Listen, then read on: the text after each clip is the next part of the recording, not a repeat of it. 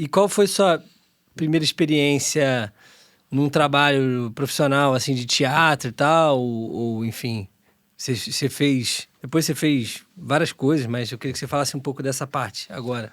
Pô, cara, a experiência do teatro realmente foi libertadora, né, mano? Eu entrei... Primeira peça de teatro que eu fiz foi Dois Perdidos numa Noite Suja, de Plínio Marcos, né? E aí eu fiz o Paco, que era o cara que... Era o Paco e o Tonho, né? Era o cara que precisava de um sapato para fazer uma entrevista de emprego, e aí tinha um amigo que roubava, que era um vida louca, e tinha toda aquela história voltada para a favela. E foi muito louco, porque era o que eu tava vivendo ali, né? Como eu tava chegando na comunidade, então procurar um emprego, né? Tá bem vestido. E quando eu entrei no teatro, aí para mim foi eu poder exatamente entender como é estar em outra pessoa, né? Como é ser um personagem. É você, não é? É a sensação de não ser você. Total. É exatamente como que Você sou eu do lado deixar de ser fora. você, né? Deixar de ser você. Então, essa sensação, eu falei, caramba, esse não sou eu. E se você vê você do lado de fora? Porque você tá no personagem, né? E aí depois eu fiz o Chico Picadinho, né? que aí eu saí de mim mesmo, graças a Deus. Que era um serial killer da vida real, né? De Taubaté, Sério? em São Paulo. Ele assassinou as mulheres que ele se apaixonava. lembro E ele dessa esquartejava, colocava em um saco e jogava no lixo, assim. Foi mais de 7, 8 mulheres. Eu O cara lembro tá preso disso. até hoje, tá Cara, ligado? detalhe, o brasileiro é Morreu. maravilhoso, né? Tipo, uma história dessa, o cara vira o Chico Picadinho. Exato. Criação de Luciana Bezerra, cria do Vidigal. Que isso? Foi muito louco esse processo com ela, que foi minha segunda professora. Meu primeiro professor de teatro foi o André Santin, que é um ator, diretor sensacional, faz vários filmes, também fez o filme Tropa de Elite. E aí depois foi a Luciana Bezerra. E através de um caderninho, são pequenos contos, né, que ela fazia a gente ler, e aí tinha uma frase desse serial killer, né? Mato por amor o ódio, porque o ódio me faz sentir amor.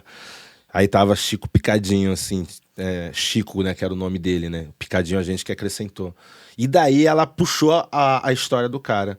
E aí foi fazendo os ensaios, aí quis trazer um lado, por que ele matava essas mulheres, e como que essas mulheres se apaixonavam por um cara que já matou várias mulheres. E aí foi criando uma história dentro de uma cela, né?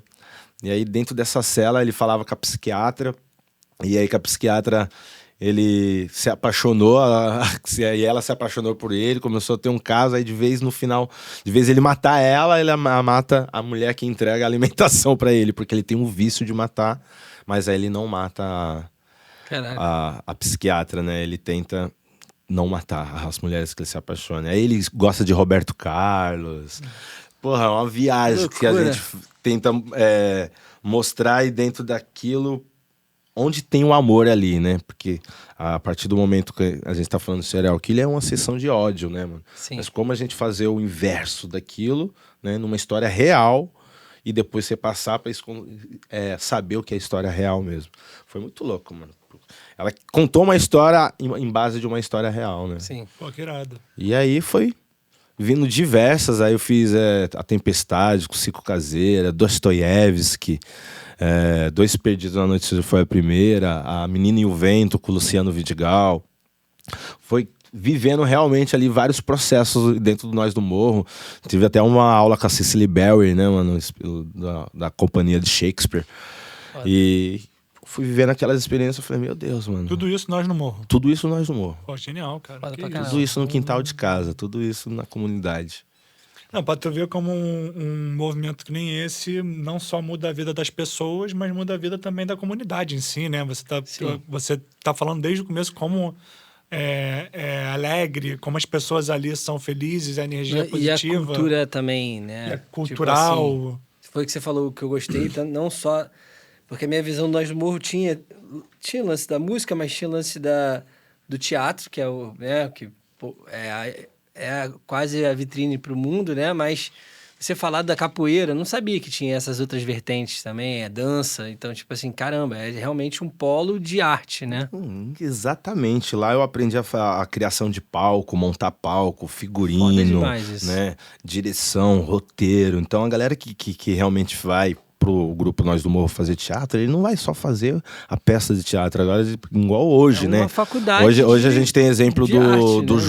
João Vitor Nascimento, né? Que hoje é um grande diretor, apresentador do Bom Dia Favela, né? A gente viu ele criança, né? Fazendo aula de capoeira ali, fazendo teatro, né? E claro, ele foi vivendo tudo aquilo, foi se transformando. Hoje ele é um gigante na arte, né?